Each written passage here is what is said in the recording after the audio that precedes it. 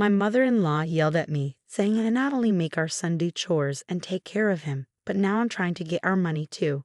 She called me lazy and said I only bring in $700. I felt scared as she pointed a knife at me. It hurt my feelings a lot. I was doing all the work and looking after the kids because my husband didn't have a job. I couldn't take it anymore. I left everything and took my child to my parents' house. My name is Emily. I'm 23 years old, and I live with my husband, our child, and my mother-in-law. My husband, Richard, was popular in high school. He was good at soccer and was the student president. Everyone admired him. He came back to our town after getting a job and asked me out. We started dating seriously after a few dates. Even as an adult, he was still the handsome, impressive guy I fell for. After I finished vocational school, I found out I was pregnant. It was a bit unexpected, but I thought I could have a happy life with my child and Richard. But things got tough when we talked about life after getting married. "Why don't we move into my parents' house after we get married?" Richard suggested. "But I want it to be just us three with our child," I replied. "But won't it be expensive to live on our own?" he asked. "If we stay with my parents, we won't have to worry much about money. And if we both work, we can afford our own place, right?" I reasoned. "Well, about that, my income this month isn't great," Richard admitted. "How bad is it?" I asked. "It's less than $1,000, he confessed. "What? Why is it so low? You told me you were working at an IT company," I exclaimed. "I quit that job. Now I'm making money at the casino and doing part-time work," he explained. "At a casino? Why would you do that?" I questioned. After just 1 month, he quit his job. "If you're okay with paying for everything, we can live in an apartment," he said casually. His lack of enthusiasm made me worried. Was I the only one excited about our new life? "See my concern?" He gripped my hands tightly. "It's just temporary until I find a new job. I'll make you happy, Emily. I'll take care of all the chores and our child until then." Believing his promise, we got married and moved into his parents' house. After giving birth safely, I was determined to work hard for our son. Both Richard and my mother-in-law seemed happy, and I looked forward to our future together.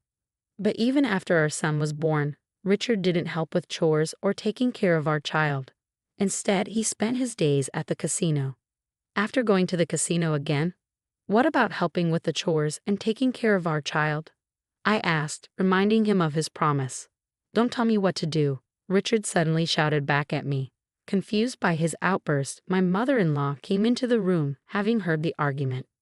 "What's going on here?" she asked. "I'm busy with work, and she's asking me to help with chores and taking care of the child," Richard explained.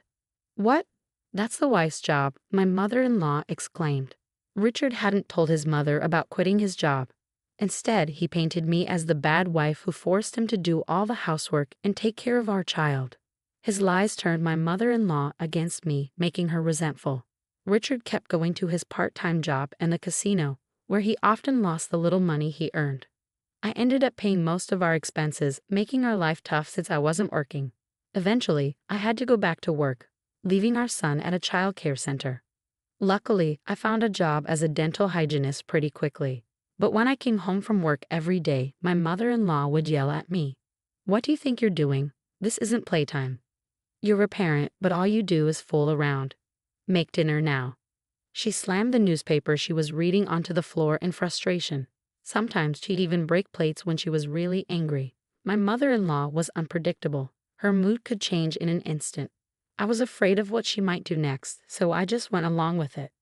But between taking care of my son, working, and doing housework every day, I was exhausted. I couldn't take it anymore. So I decided to talk to Richard one more time. I caught him before he left for the casino early in the morning. "Listen, I've reached my limit. Can't you help out with our son a little?" "What? Like I said, I'm busy. I'm trying to find a new job." "You get that right. Do you want me to stay jobless forever? You'd be in trouble then, wouldn't you? Your child's father, unemployed. If you don't like it, just do what you're told," Richard retorted. "But we're barely making ends meet. I'm using up all my savings to cover our food expenses. Do you even know how expensive diapers are? You say you're making money at the casino, but we never see any of it," I argued. Most of our living expenses were covered by my money. My mother-in-law used to pay for utilities, but now she wanted $500 a month from us. So I had to dip into my savings. Even the food costs were eating away at my savings, and I was running out of money fast. All I had left was what I earned from a part-time job I had while I was in school. That's enough.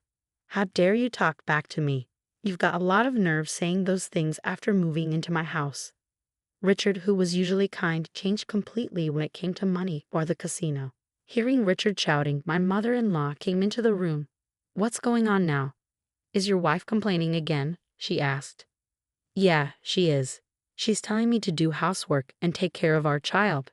And she wants me to help with the living expenses. Can you believe her audacity, mother? Anyway, I'm off to work now," Richard said as he left. Once he was gone, my mother-in-law's expression turned sharp. "You've got some nerve, expecting us to take care of your child and do the housework while demanding money from us. You should be ashamed." "It's not like that. I'm not making demands. Life is just really tough without a little help," I tried to explain. "You must be wasting money, aren't you? Careless with finances," my mother-in-law accused. She didn't understand the situation at all.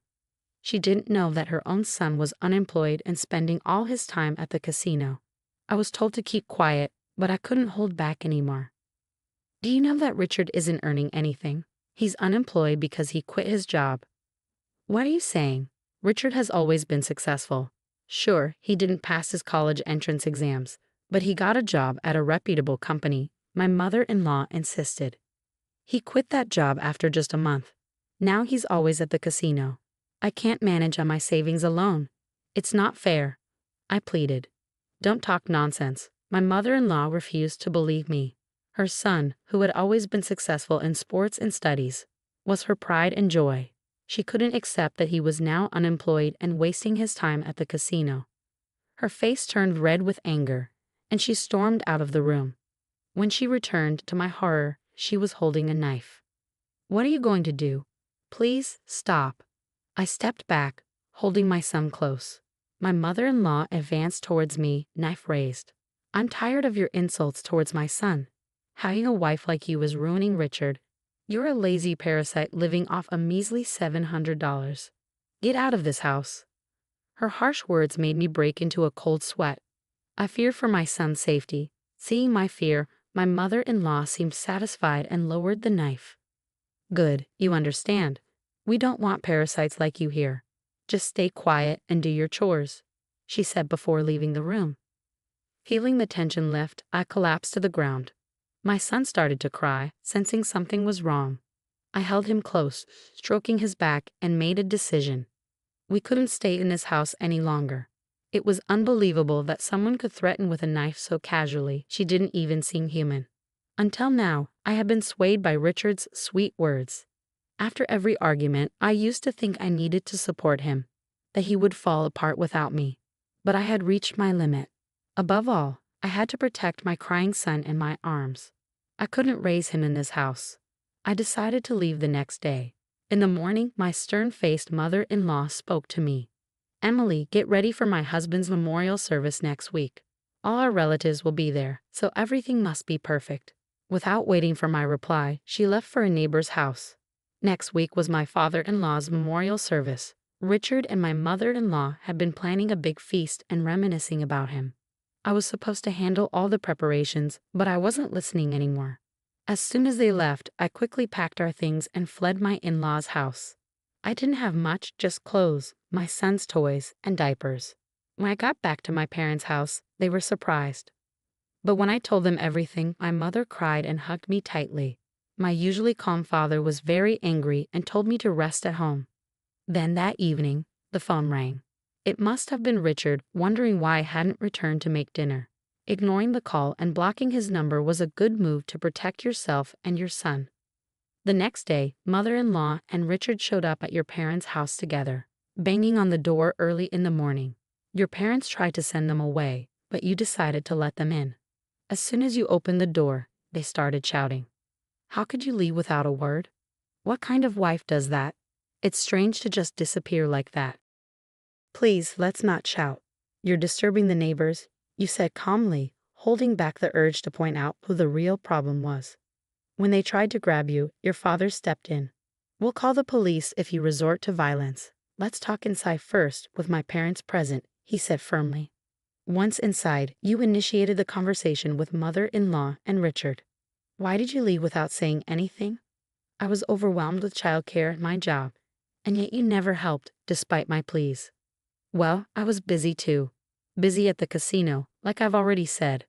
Our son doesn't go to the casino. Stop spreading lies. Richard insisted, while his mother seemed to still believe he was working. It seemed she thought highly of him and couldn't imagine otherwise. Mother-in-law, where do you think Richard is employed? You asked. At a securities company. I saw the job offer letter. After all, she replied confidently. Well, why don't we call them and find out if Richard is still there? That would settle it, you suggested. Oh, wait a minute. Richard stammered nervously. What's the problem? If you're working there, it shouldn't be an issue. That's, ignoring Richard's discomfort, you dialed the securities company on your phone and switched to speaker mode so everyone could hear. You asked if Richard was working there. That individual resigned several years ago, if memory serves me right. He was with us for just about a month, came the response from the other end of the line. The words from the phone left mother-in-law speechless. Richard was looking down, his fists clenched. Did you really quit? Why? She asked. Because it was frustrating. Everything was just grunt work, and the boss would yell at me for the smallest mistakes. It felt like harassment, Richard explained. Richard, why didn't you tell us what you've been doing since? You asked. I'm job hunting, he replied vaguely. How many years have you been job hunting? You don't seem to be getting any offers. Tell me, how many companies have you applied to so I can verify? You pressed. Well, there aren't any good job offers. When a good company comes along, I'll get a job, Richard said confidently. You seem very confident in yourself. By the way, you're working part-time now, right? How much did you make last month? You questioned. 700, Richard admitted reluctantly. 700? Didn't you tell me that Emily could only earn 700 and couldn't support herself? So you were the one supporting her? You questioned, realizing that Richard had misled his mother about your income. In reality, as a dental hygienist, you earned at least $2,000. Mother-in-law, now knowing the truth, blushed furiously as she glared at Richard. In response, Richard became extremely angry. Why do you have to do this? This is all your fault, making me look like a fool, he exclaimed, clearly hurt and embarrassed. He hit the table hard. You shouldn't reveal things like this in public. It's defamation. If you want to sue, go ahead, but I'll sue you for threatening me with a knife too. Besides, lawsuits aren't free. Do you have the money? You countered, standing up for yourself and refusing to be intimidated. At that, Richard clicked his tongue, likely realizing he had spent all his earnings from the casino. As mother-in-law was in shock after learning the truth about Richard's unemployment, I decided to lay it all out for her. I've been the one earning all our living expenses. When we got married, Richard promised to take care of the housework and childcare instead of me working. But after we got married, he didn't do any of it. That's different from what you heard, I explained. It seemed mother-in-law had simply believed whatever Richard told her, right? She had gotten upset when I asked for help with the chores and childcare. She even pointed a knife at me and told me to keep quiet and do my housework. I could see her face turning pale as she stood in front of my parents, being called out for her behavior. Mother-in-law, you haven't contributed anything to the household either. We've been living off my income this whole time. I have no intention of continuing to work for you, so I want a divorce, I stated firmly. Divorce? Wait a minute. Don't just drop that bombshell all of a sudden, Richard protested. Yes, that's right. I'll help out too, so please come back, my father added, offering support. No thank you, I stated firmly. Their surprised expressions indicated they were taken aback. I, who had always given in after being yelled at or begged persistently, had clearly refused this time. I don't want to live with someone who threatens me with a knife just to get their way. I'm tired of living with Richard, who spends all day gambling at the casino. I'll make sure you pay me compensation for all the hard work I've put in so far, as well as child support, I declared. No way. That's going to be a problem. I can't possibly afford that, Richard protested. Well then, stop gambling and start paying, I retorted. But I can't do that. I don't have a job, Richard admitted. I was appalled by Richard's lack of understanding. You don't have a job because you're too picky about what work you do. Do you have any desire to do whatever it takes? There aren't many companies out there that would hire someone without qualifications or experience. Don't take society for granted. Many people work hard in difficult situations to earn a living. Yet people like you, who quit their jobs on a whim because they got angry or didn't enjoy it, no one will want to hire them. He keeps saying he'll find a job someday, but at this rate, it's unlikely. I'll contact you through my lawyer about the divorce proceedings. Please do not contact me from now on, I stated firmly. What? How selfish. What's going to happen to us? Richard protested. At my words, mother-in-law flared up in anger. I put on a deliberately puzzled expression and responded to her hostile words. I don't know. Maybe you should figure out how to earn a living on your own, you heartless woman. Heartless? I don't want to be called that by you. Remember when you called me a parasite living off a measly $700 per month? Remember when you said that to me, your daughter-in-law, while holding a knife to my throat?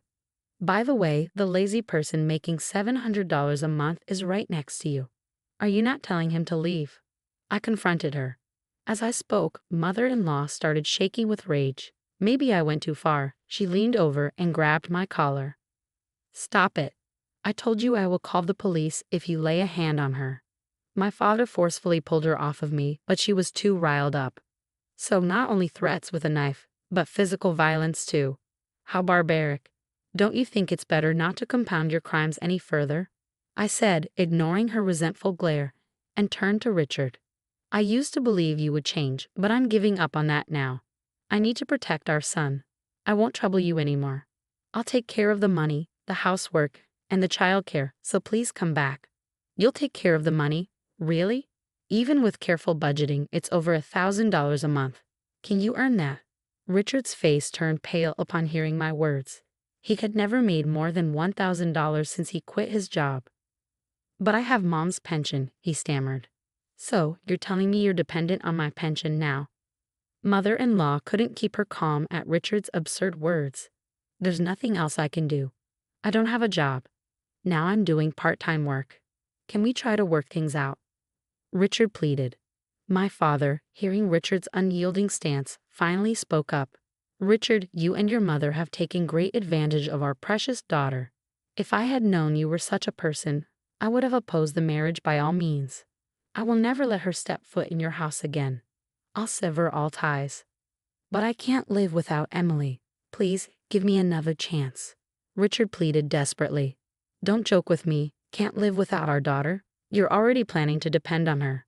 A man who has no intention or grit to earn his own living and make his wife's life comfortable doesn't deserve our daughter. Leave now, my father retorted firmly. For the first time, I saw my father shout. It sent chills down my spine and seemed to shake Richard and mother-in-law as well. Richard was kneeling, his head bowed. It was a stark contrast to the charming image I had of him during our college days. Please reconsider. I beg you, Emily, Richard pleaded once more. But my parents wouldn't budge. They were fed up. I don't want to be treated like a slave by you two anymore. Please don't involve me in anything from now on, I explained to Richard and mother-in-law.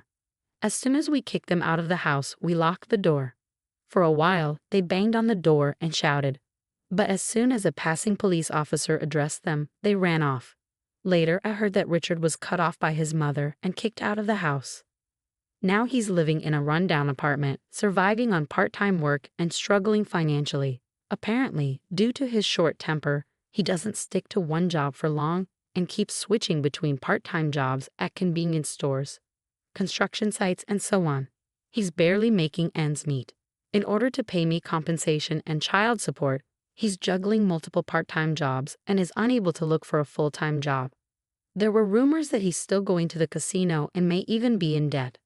But I'm not interested. News of Richard's downfall spread quickly among our high school classmates, and I received numerous sightings and information about him. It seems that the neighbors have witnessed mother-in-law kicking Richard out and their frequent arguments. His unemployment and the fact that he was left by his wife became public knowledge. She must be feeling extremely embarrassed after boasting about her son all the time. She hardly ever leaves the house now. With the help of my parents in doing the housework and raising my son, I continue working. I now have more free time to spend with my son. I don't need to leave him at the child care center since my parents take care of him. So everything has been great. I wish I had divorced sooner. From now on, I'm going to cherish the time I spend with my son and watch him grow up closely.